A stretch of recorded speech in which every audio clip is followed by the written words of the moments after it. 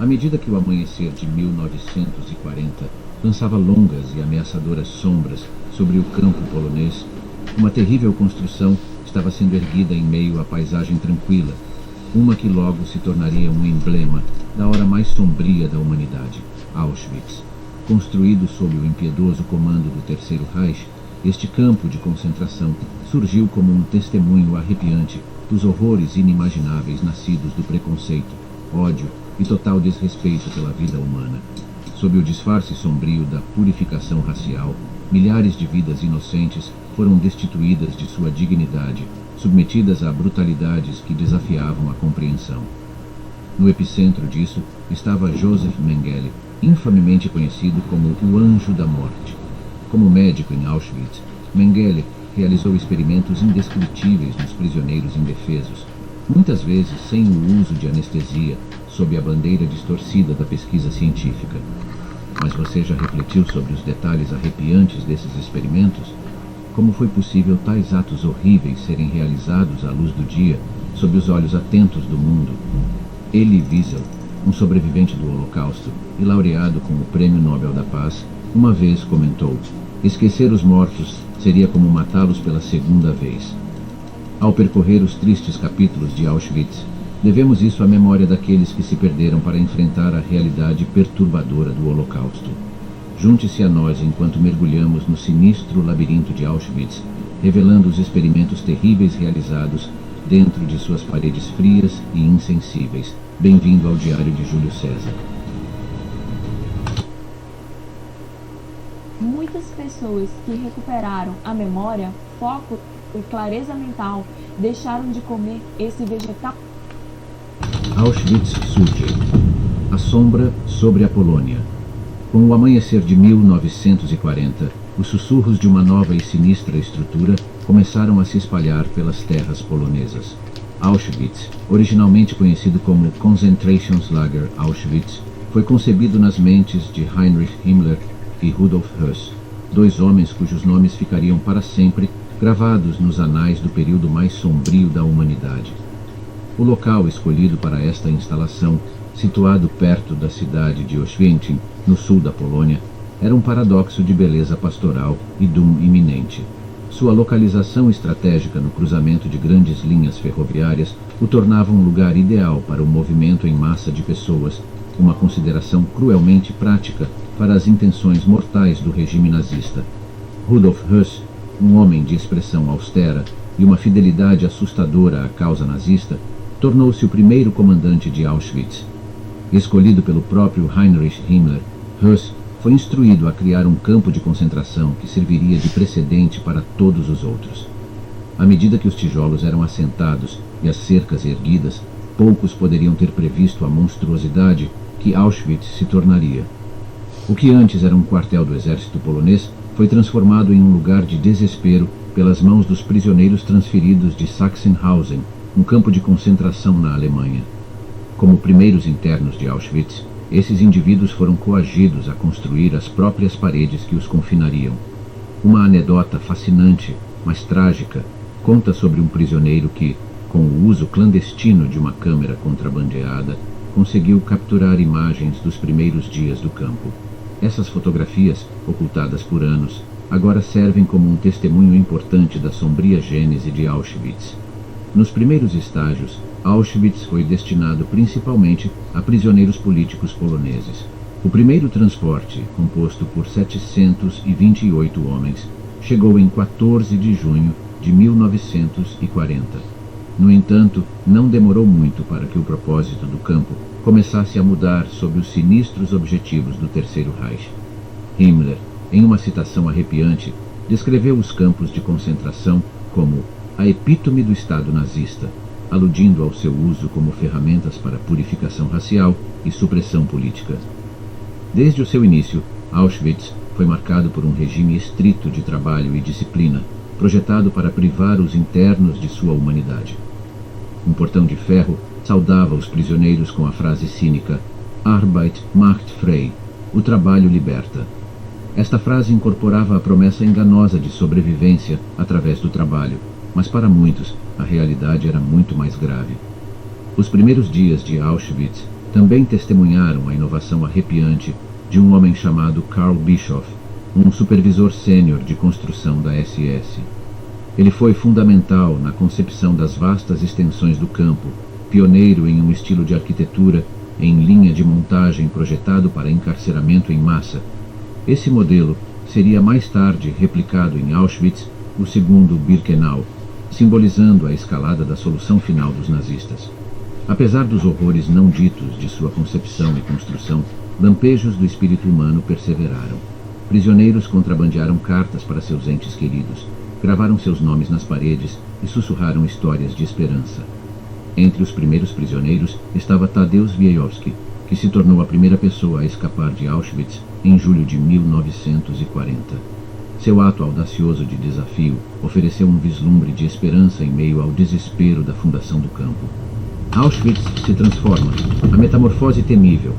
À medida que os ventos de 1941 sopravam sobre a paisagem assustadora de Auschwitz, uma mudança sinistra estava em andamento. Criação da notória SS e do escritório principal de segurança do Reich, Auschwitz estava prestes a passar por uma metamorfose mortal. Estava em transição de ser um local de punição e confinamento para dissidentes políticos para se tornar o epicentro da campanha sistemática de aniquilação dos nazistas. Um capítulo que ainda arrepia a espinha da humanidade. Na tranquila cidade de Brzezinka, a poucos quilômetros de Auschwitz, uma extensão da monstruosa instalação estava tomando forma. Apelidada de Auschwitz, o segundo Birkeano, esta anexação não era apenas mais um campo de concentração. Seria o principal local das terríveis mortes em massa do Holocausto.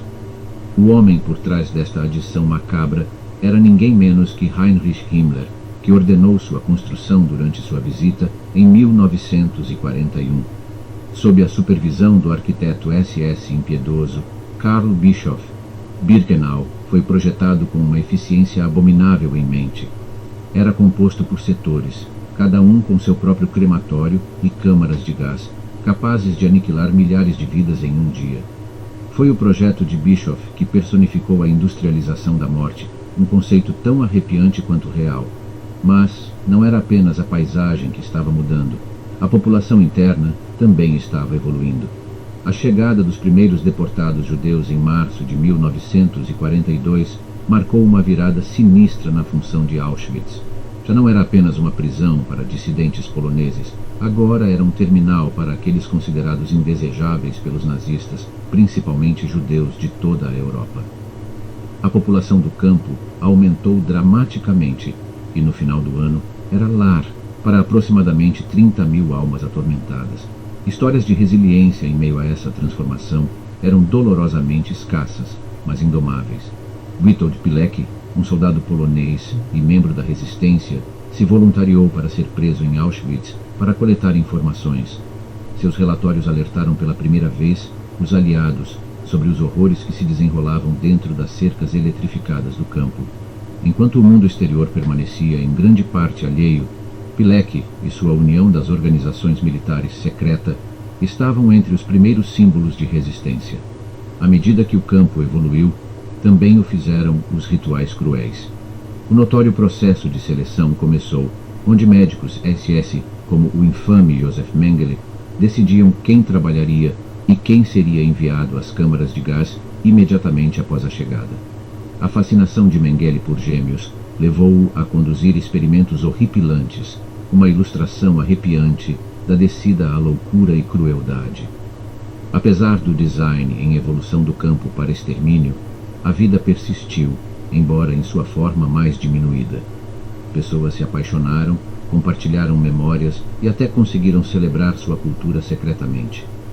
Um pequeno grupo de mulheres, por exemplo, conseguiu orquestrar uma celebração secreta de Hanukkah em 1942, agrupando-se para sussurrar orações e compartilhar rações escassas. Sua coragem, um testemunho do espírito humano duradouro, era um farol de esperança em meio a uma paisagem de desespero. Sobrevivendo sombras, um dia ordinário em circunstâncias extraordinárias. Dentro das cercas de arame farpado de Auschwitz, o ritmo pulsante da vida, como eles a conheciam, havia sido radicalmente distorcido para os prisioneiros. Ao amanhecer sobre o campo, uma cacofonia severa de sinos sinalizava o início de mais um dia, quebrando a tranquilidade passageira da noite. Privados de sono e desorientados, os prisioneiros eram prontamente convocados para a chamada. Forçados a ficar em filas por horas, eles enfrentavam os elementos, a crueldade dos guardas e sua própria fadiga debilitante. No meio deste ritual exaustivo, um lampejo de humanidade ocasionalmente brilhava.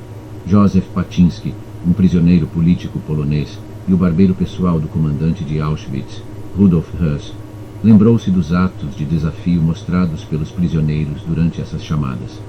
Embora arriscassem punição severa, alguns buscavam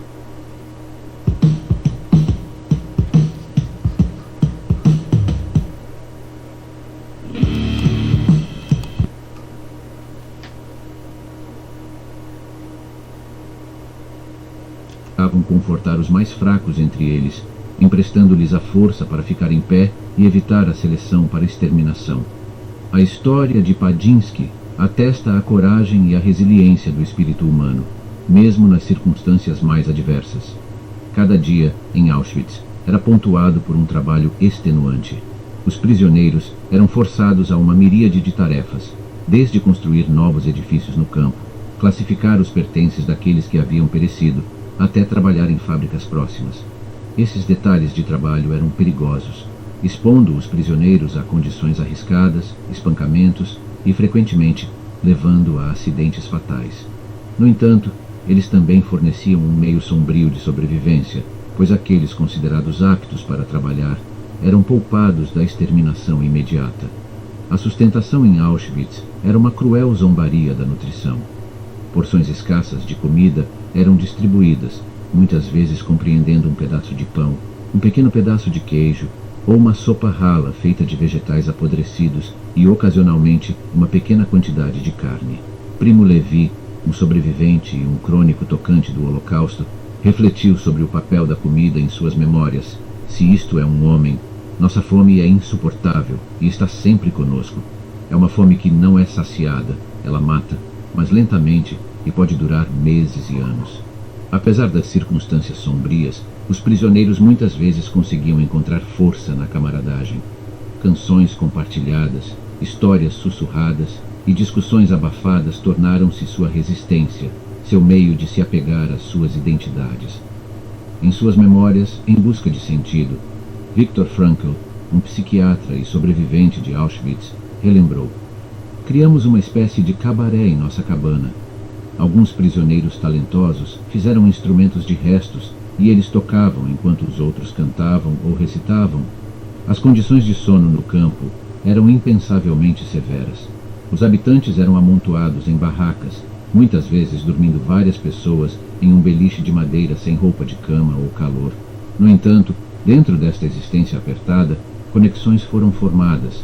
De acordo com os relatos do sobrevivente do Holocausto Elie Wiesel, o anoitecer no campo tornou-se um momento de reflexão silenciosa e histórias compartilhadas, onde os prisioneiros sussurravam seus medos, esperanças e memórias.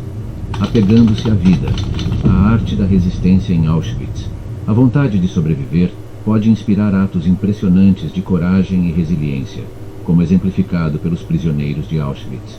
Caminhando por um caminho traiçoeiro entre desespero e esperança, os prisioneiros desenvolveram inúmeras estratégias para suportar o impensável, criando uma cultura sombria, mas engenhosa, de sobrevivência que os ajudou a navegar em seus sombrios arredores.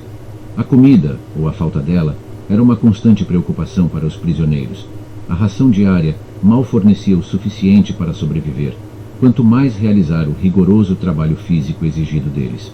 Consequentemente, um sistema de troca clandestino emergiu dentro de Auschwitz, onde itens como um pedaço de pão, uma colher de margarina ou um gole de sopa tornaram-se moedas preciosas. O sobrevivente de Auschwitz e autor Primo Levi relembrou: "O pão era o ouro do lager, campo. Quem possuía pão tinha quase tudo." No entanto, a sustentação física era apenas parte da equação da sobrevivência. A resistência psicológica era igualmente importante. Viktor Frankl, um renomado psiquiatra e sobrevivente do Holocausto, usou seus conhecimentos profissionais para apoiar seus colegas prisioneiros. Ele promoveu a crença de que a vida tinha significado, mesmo diante do horror. Seus escritos posteriores, mais notavelmente em A Busca do Homem por Significado, refletiram sobre o papel vital da esperança e do propósito pessoal em sobreviver a Auschwitz, afirmando: aqueles que têm um porquê para viver podem suportar quase qualquer como. A importância da solidariedade e apoio coletivo não pode ser subestimada. Grupos foram formados com base em línguas comuns, origens ou habilidades, oferecendo suporte mútuo aos seus membros. Isso é exemplificado na história da Orquestra Feminina de Auschwitz, liderada pela prisioneira Alma Rosé. Este improvável grupo encontrou força e alguma forma de proteção por meio de suas habilidades musicais compartilhadas, se apresentando tanto para as autoridades do campo quanto para os prisioneiros. Manter a dignidade e a humanidade era outra estratégia-chave de sobrevivência. Edith Eger, sobrevivente do Holocausto, mais tarde tornou-se uma psicóloga renomada, usando suas experiências em Auschwitz para ajudar os outros. Ela relembrou momentos em que ela e outras mulheres dançavam em segredo, usando o movimento como uma forma de resistência silenciosa, uma afirmação de sua humanidade em um lugar projetado para retirá-la.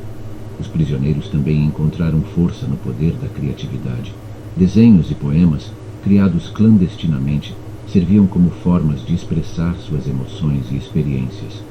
As obras de Charlotte Delbo, uma combatente da resistência francesa que sobreviveu a Auschwitz, e seus versos pungentes que encapsulavam a vida no campo, tornaram-se registros valiosos daqueles tempos sombrios. A religião também fornecia um farol de esperança para muitos. Apesar das circunstâncias terríveis, observações religiosas ocorriam secretamente, oferecendo consolo e uma aparência de normalidade. Um dos exemplos mais marcantes é o relato do rabino Tzvi Hirsch Meisels, que, arriscando sua vida, começou a Black Friday na loja Prati e produtos da semana Refresca, como o ar-condicionado Split Max, entraram na vida, conseguiu organizar um ceder de Pessah em 1944. Apesar dos perigos, a reunião ofereceu muito necessário sustento espiritual. Evitar doenças e manter a higiene, apesar das condições insalubres, era outra estratégia essencial de sobrevivência. A ex-prisioneira e médica Lucy Adelsberger descreveu a luta para prevenir a propagação de doenças e manter algum nível de higiene dentro do campo, uma tarefa tornada ainda mais desafiadora pela escassez de medicamentos. Essas estratégias de enfrentamento eram manifestações de uma vontade indomável de resistir, de se apegar à vida, apesar de seus horrores. Todos os dias, em Auschwitz, os prisioneiros navegavam em uma linha tênue entre vida e morte. Seus mecanismos de sobrevivência, sistemas de troca engenhosos, expressões culturais e religiosas clandestinas iluminam a notável resiliência do espírito humano sob as sombras mais escuras. Câmara das Sombras de Auschwitz, a ciência distorcida, de Joseph Mengele. No sombrio teatro de Auschwitz, onde a dignidade humana era sistematicamente retirada, os experimentos médicos conduzidos por médicos nazistas representam um dos capítulos mais arrepiantes. Dentre eles, uma figura se destaca, Dr. Joseph Mengele, um homem cujo nome se tornou sinônimo do terrível abuso da ética médica e dos direitos humanos. Chegando em Auschwitz, em maio de 1943, Mengele assumiu suas horríveis funções com um zelo perturbador. Como médico do campo, suas responsabilidades incluíam as temidas seleções, onde ele decidia quem estava apto para o trabalho e quem seria imediatamente enviado para as câmaras de gás.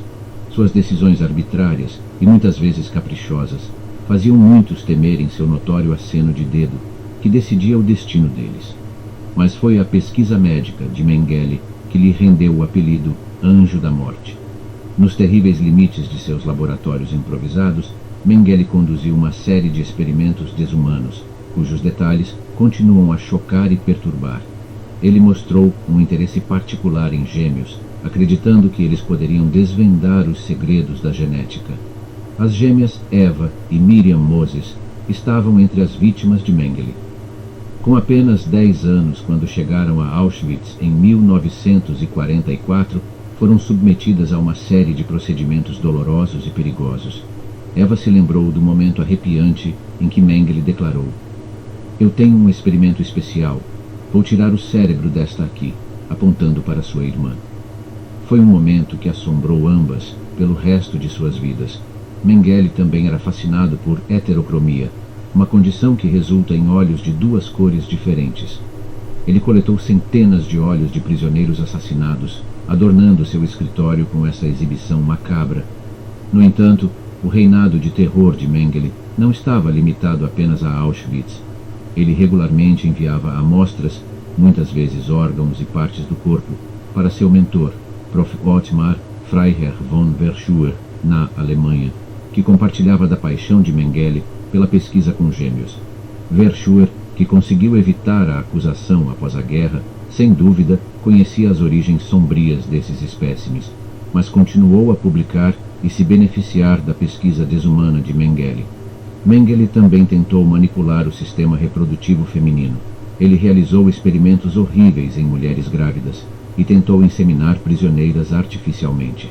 Uma sobrevivente, Vera Alexander, lembrou-se de um grupo de meninas Romani que misteriosamente começaram a mostrar sinais de gravidez após serem injetadas com uma substância desconhecida por Mengele.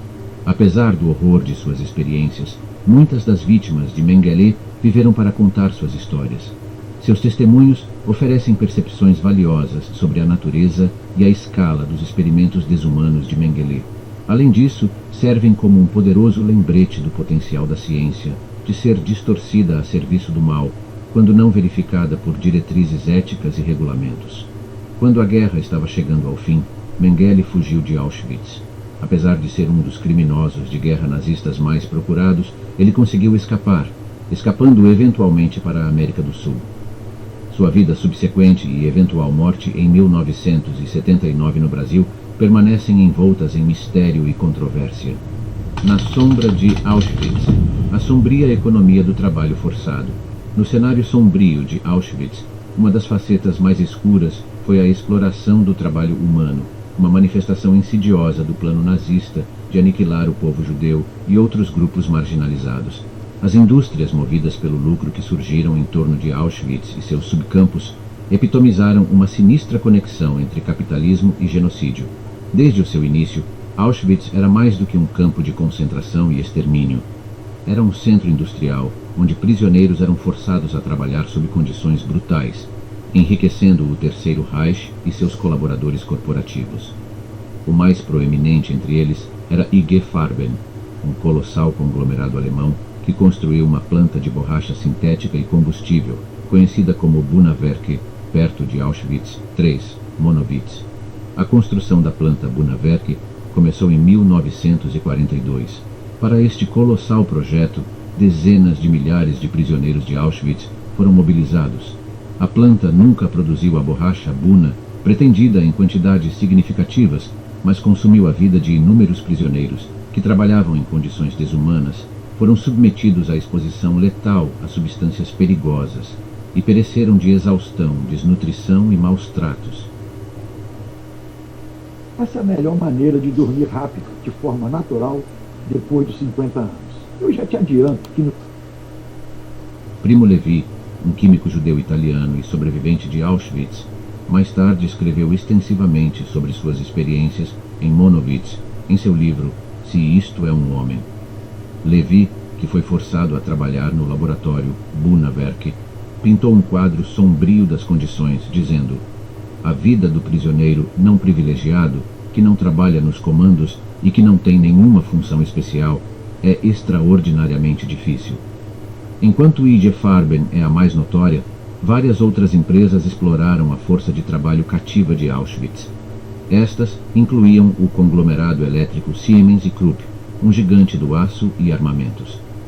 Seus projetos variavam desde a fabricação de munições até a construção de instalações adicionais, como os campos satélites ao redor de Auschwitz, conhecidos coletivamente como os campos Eintracht-Hütte.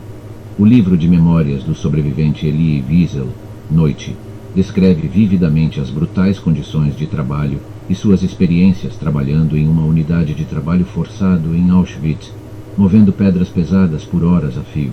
Seu relato arrepiante destacou não apenas o impacto físico, mas também o impacto psicológico de tal trabalho forçado, incluindo a lenta erosão da esperança e da humanidade. Nesta paisagem sombria, a sobrevivência muitas vezes dependia de conseguir um bom trabalho, um termo que os prisioneiros usavam para trabalhos que ofereciam uma chance um pouco melhor de sobrevivência. Trabalhadores qualificados, especialmente aqueles em ofícios como carpintaria ou alfaiataria, às vezes eram designados para trabalhos menos extenuantes e tinham uma chance um pouco melhor de sobreviver. A crueldade e exploração não estavam apenas confinadas a Auschwitz. Em todos os territórios ocupados, campos de trabalho foram estabelecidos, alimentando uma vasta e sinistra rede de indústrias. Milhares de prisioneiros foram transportados para esses campos, longe dos locais de extermínio, mas ainda sob a sombra da morte. Após a guerra, algumas empresas admitiram o uso de trabalho forçado e estabeleceram fundos de compensação para os sobreviventes. No entanto, esses reconhecimentos muitas vezes vieram décadas depois, e muitos argumentam que eles estão muito aquém de um total acerto de contas com seu passado. Pão do desespero, fome e sobrevivência em Auschwitz. Na implacável perseguição à destruição sistemática de comunidades marginalizadas, os nazistas empregaram uma das armas mais primordiais da humanidade, a fome. Em Auschwitz, um dos mais infames campos de concentração e extermínio nazistas, a comida, ou melhor, sua escassez, desempenhou um papel crucial na realidade distópica daqueles confinados dentro de seus mortais limites. Desde o início, um dia em Auschwitz começava com uma chamada antes do amanhecer. Após esta sombria reunião, os prisioneiros recebiam o que era eufemisticamente chamado de café da manhã, uma mistura de líquido escuro que se assemelhava a café ou chá de ervas, mas, na realidade, era uma infusão desprovida de nutrição ou sabor. A refeição do meio-dia era a principal e, às vezes, a única nutrição sólida, que era pouco mais do que uma sopa rala, principalmente água aromatizada com restos de vegetais podres, peixe estragado ou carne. A refeição da noite, como a da manhã, era outra porção do líquido sinistro, às vezes acompanhada por um pedaço de pão feito de uma mistura de farinha e serragem. A ração diária mal continha 1.300 calorias, muito abaixo das mínimas 2.400 calorias necessárias para sustentar uma pessoa submetida a trabalho pesado. O historiador holandês e sobrevivente de Auschwitz, Robert Jan van Pelt, relembrou esse terrível regime alimentar em seu trabalho, afirmando: Auschwitz era um universo onde todos estavam com fome, o tempo todo. Esta fome imposta teve um duplo propósito para os nazistas. Mantinha os prisioneiros enfraquecidos e menos propensos a se rebelar, e acelerava a morte deles por desnutrição, alinhando-se com o horrendo objetivo de extermínio. A escassez de alimentos tornou-se um instrumento de poder dentro da hierarquia do campo. Guardas da SS, líderes do campo, capos e outros prisioneiros privilegiados muitas vezes pegavam mais do que sua parte, deixando os prisioneiros comuns com ainda menos. Essa privação criou uma sombria economia dentro do campo, com comida, ou mesmo a promessa dela, sendo usada como moeda de troca por favores, trabalho e, às vezes, pela própria vida. Uma das trágicas ironias de Auschwitz era sua localização em uma região abundante em produção de alimentos. O campo estava situado no sul da Polônia, uma área conhecida por suas terras férteis e rica produção agrícola. No entanto, os prisioneiros eram alimentados com rações inferiores, enquanto o excedente era usado para alimentar a máquina de guerra alemã e a frente interna. Anedotas sobre a chamada Dieta de Auschwitz abundam nas memórias dos sobreviventes.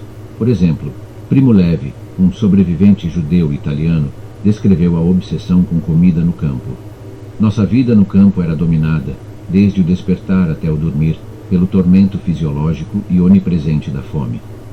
A comida era tão crucial para a sobrevivência que Levi até se referiu ao pão como moeda na mão, alimento futuro e, acima de tudo, vida amanhã. Então, há a lembrança arrepiante do prisioneiro político polonês Tadeusz Borowski, que escreveu em sua história Um Dia em Harmens, sobre a macabra alegria dos prisioneiros designados para trabalhar nos campos, fora do campo. Eles conseguiram encontrar batatas congeladas no chão, um valioso complemento para sua dieta escassa. O punho de ferro de Auschwitz, vivendo na sombra da punição. Você vai aprender em 8 dias a honrar e respeitar. No sombrio cenário de Auschwitz, o espectro constante da punição pendia ameaçadoramente sobre o campo, um lembrete constante do regime brutal sob o qual os prisioneiros estavam. Os nazistas possuíam um vasto leque de métodos cruéis de correção para infrações, tanto imaginadas quanto reais, alimentando o ciclo de medo e desumanização que definia a vida no campo. O chicote era o constante companheiro do guarda, um brutal símbolo de autoridade que podia ser empregado a qualquer momento, por qualquer motivo, ou sem motivo algum. Cada golpe, cada contusão, era uma contagem macabra da incansável crueldade infligida àqueles cujo único crime era sua existência. Contudo, o abuso físico era apenas uma camada do sistema multifacetado de punição. Uma forma comum de tormento psicológico eram as execuções públicas, desenhadas para incutir medo nos prisioneiros. Estas frequentemente envolviam enforcamentos, a forma de execução mais pública em Auschwitz. A forca na praça principal do campo servia como um palco mórbido, onde os prisioneiros eram forçados a assistir seus colegas sendo mortos. O oficial das SS, Rudolf Höss, o comandante que mais tempo serviu em Auschwitz, via esses eventos como uma parte necessária da disciplina do campo. Em Auschwitz, onde a vida era reduzida à sobrevivência básica, a punição estendia-se ao roubo de comida, contrabando de cartas ou qualquer forma de resistência. Uma peculiar, porém brutal, forma de punição era a cela de pé, um espaço apertado e escuro onde até 4 prisioneiros eram confinados sem espaço para sentar ou deitar.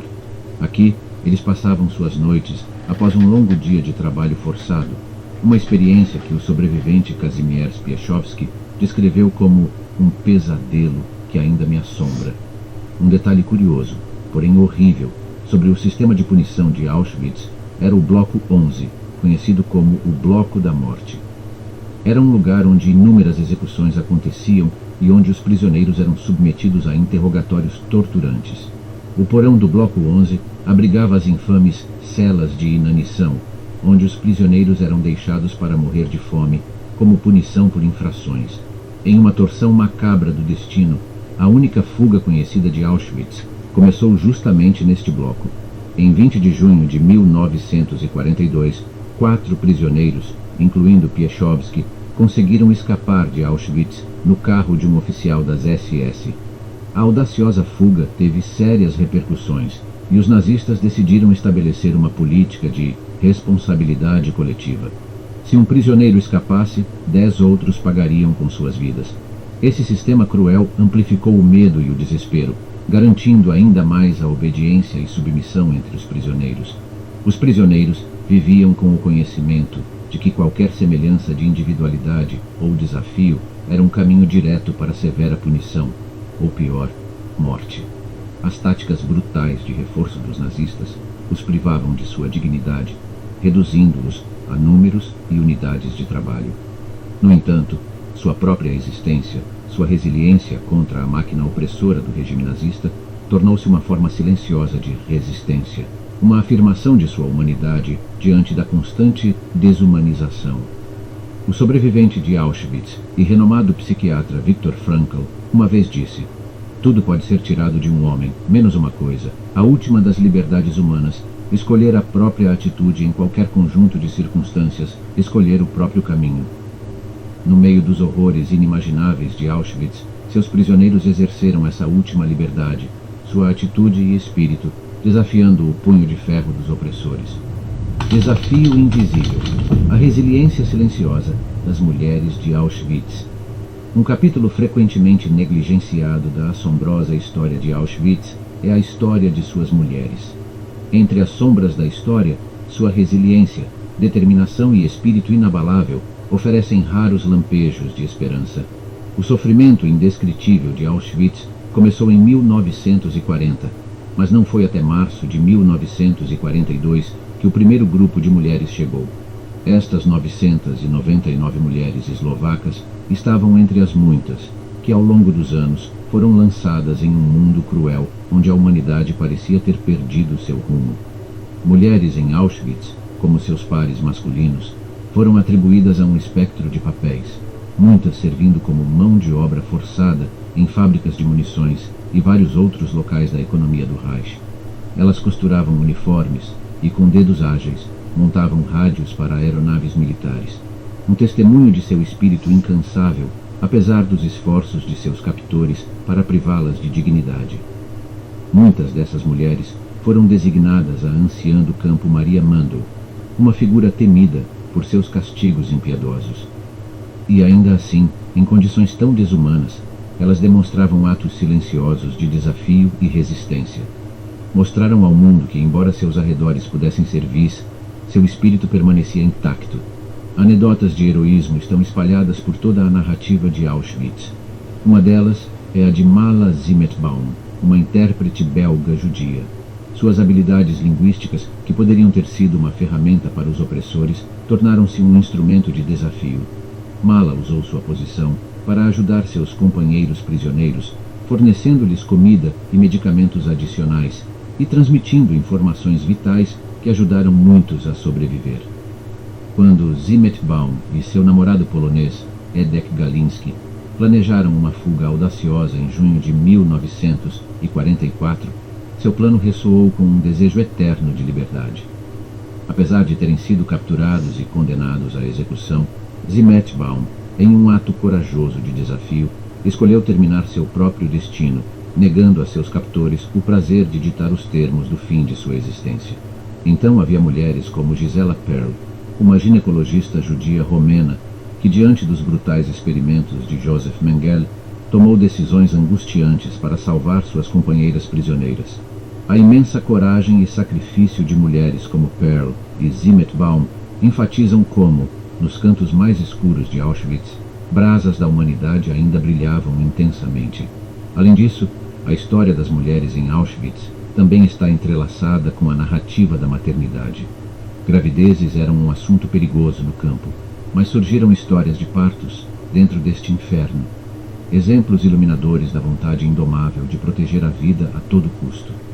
Essas narrativas servem como um lembrete contundente da resiliência e fortaleza das mulheres diante da desumanização sistemática. Sombras do renome: vítimas, sobreviventes e atormentadores. No tecido da história humana há períodos de luz e eras de escuridão.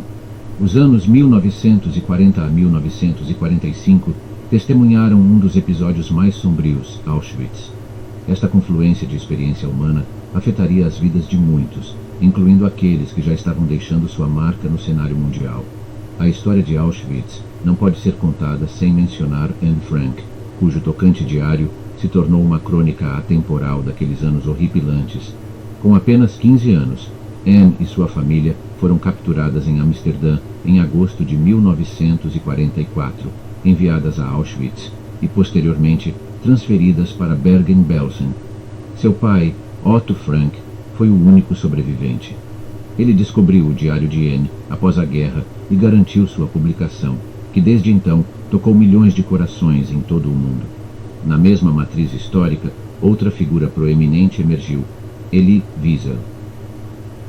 Ele tinha 15 anos quando sua família foi deportada de Siget, Transilvânia, para Auschwitz, em maio de 1944.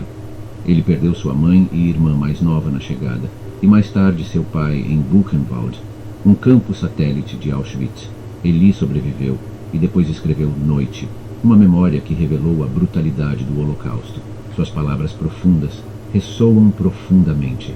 Para o sobrevivente que escolhe testemunhar, é claro, seu dever é dar testemunho pelos mortos e pelos vivos.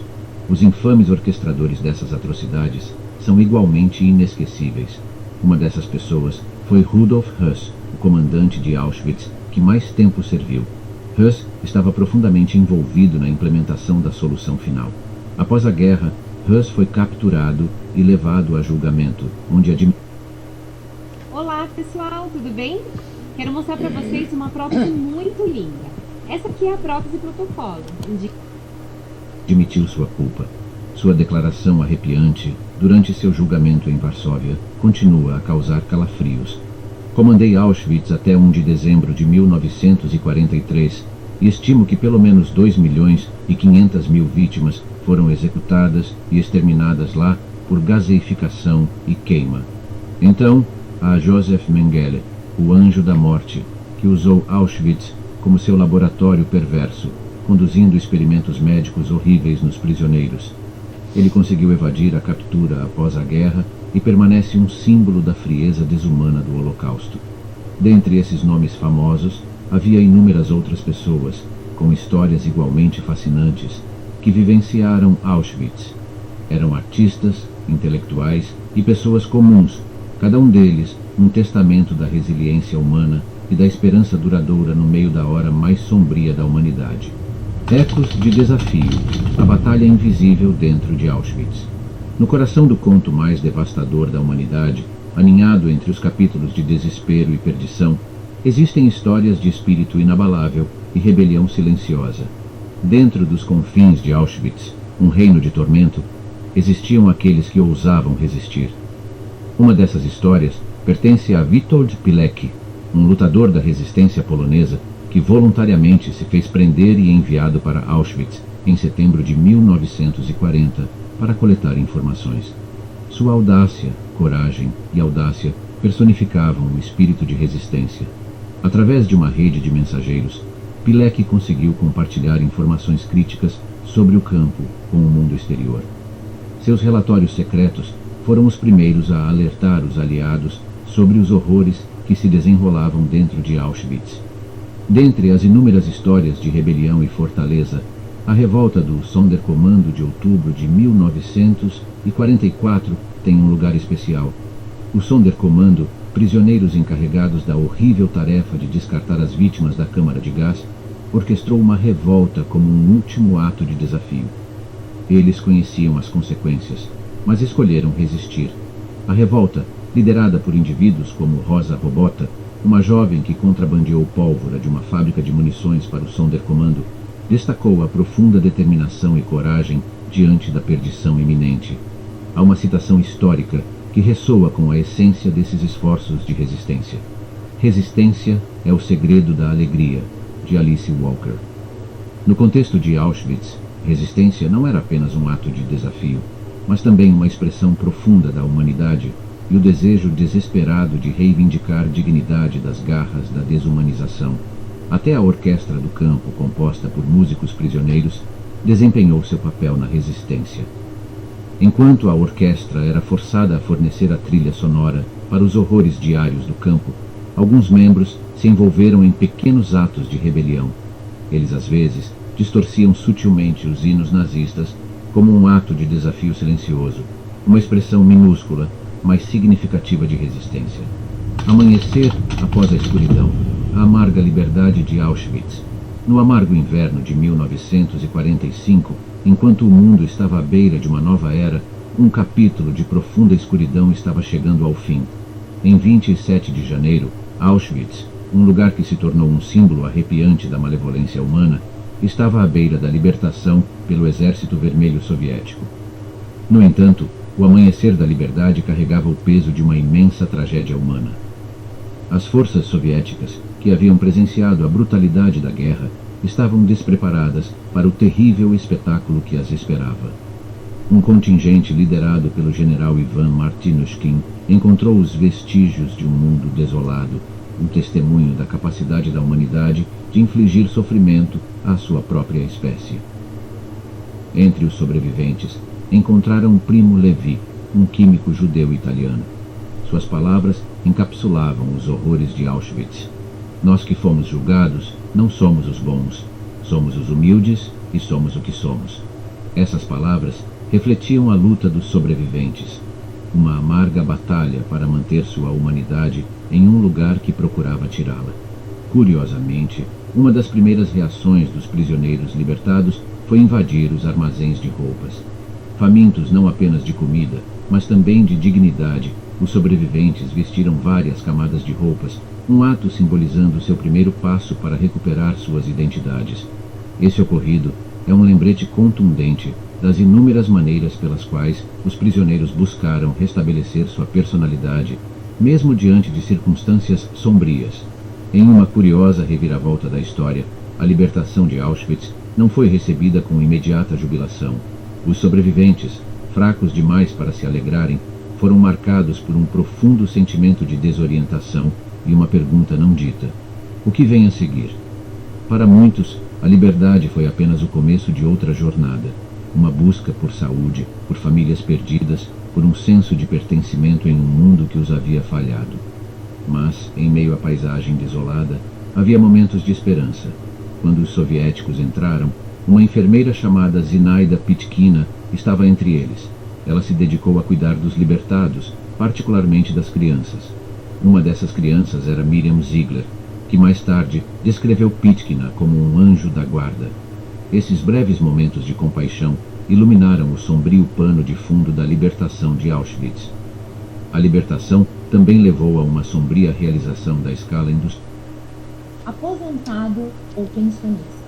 Se você é portador de doenças graves como câncer, cardiopatia grave, HIV, esclerose múltipla, cegueira, Alzheimer, entre outras doenças previstas. Industrial das atrocidades. As forças aliadas descobriram toneladas de cabelo humano, um chocante testemunho do nível de desumanização ao qual os nazistas haviam submetido os prisioneiros. Disse que até o general Dwight D. Eisenhower, ao visitar os campos libertados, insistiu em documentar tudo para combater futuras negações dessas atrocidades, afirmando: registre tudo agora, filme tudo, obtenha as testemunhas, porque em algum momento da história, algum maldito se levantará e dirá que isso nunca aconteceu. Auschwitz, inesquecível. Os ecos do passado no silêncio de hoje. Na tranquila cidade de Oświęcim, Polônia, os remanescentes de Auschwitz, um testemunho da crueldade humana, estendem-se pela paisagem. Hoje, o campo não é mais um lugar de atrocidade, mas um símbolo comovente de lembrança e um sério alerta contra a recorrência de tal escuridão.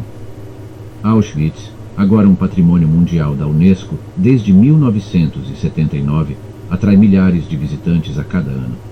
Eles caminham pelos caminhos outrora, percorridos pelos condenados, permanecendo em silenciosa reflexão diante dos remanescentes das câmaras de gás e os incontáveis sapatos, óculos e malas, relíquias de vidas abruptamente extintas. É uma viagem assombrosa ao passado, uma vívida lição de história, que exige do visitante confrontar a escala inimaginável do sofrimento humano. Incorporando este espírito de recordação, Władysław Bartoszewski, um sobrevivente polonês de Auschwitz e diplomata, famosamente disse: aquele que não lembra da história está destinado a viver novamente através dela. Suas palavras sublinham o papel de Auschwitz hoje, um chamado para lembrar e aprender com nossa história. O campo serve como um centro de educação, com passeios conduzidos por guias conhecedores que incansavelmente recontam as histórias daqueles que sofreram dentro destas cercas. No silêncio arrepiante de Auschwitz, pode-se quase ouvir os ecos dos antigos habitantes, contos de sofrimento, coragem e o persistente espírito humano. Dentre os locais mais emocionantes dentro de Auschwitz está o Bloco 11, conhecido como o Bloco da Morte. Aqui, prisioneiros foram submetidos a punições brutais e experimentos médicos antiéticos. Apesar da história mórbida, uma curiosa visão aguarda os visitantes.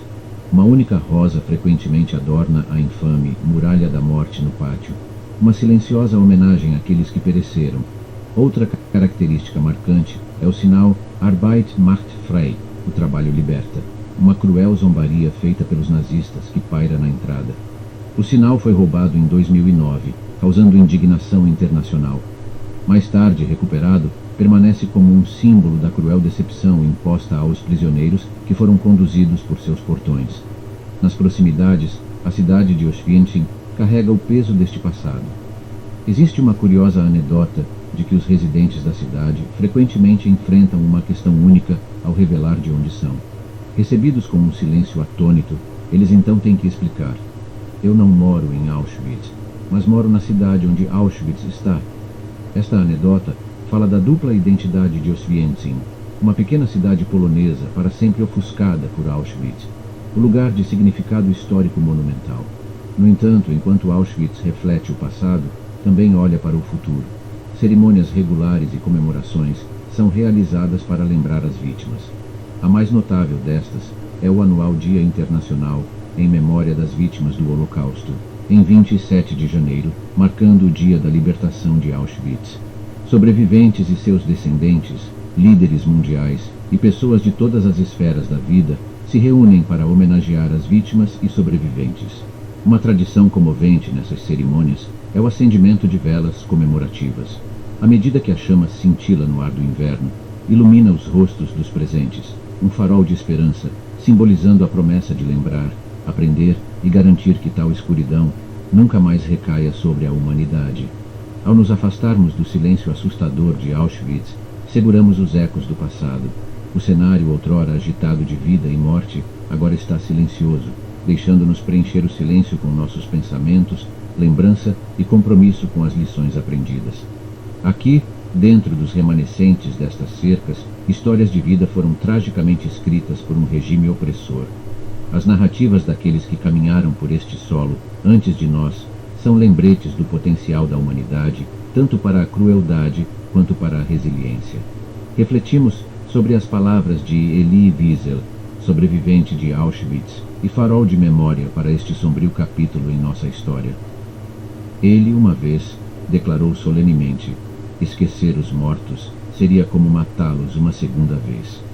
Essas palavras poderosas ressoam quando nos despedimos de Auschwitz, um lugar que um dia ecoou com gritos de desespero, mas agora pede por compreensão, empatia e eterna lembrança. Ao cair o pano em nossa jornada pelos corredores silenciosos e arrepiantes de Auschwitz, partimos não com um fechamento, mas com a pesada responsabilidade de testemunhar. Levamos conosco os ecos daquelas vozes silenciadas, garantindo que elas continuem a reverberar ao longo do tempo, sussurrando um conto de advertência às futuras gerações.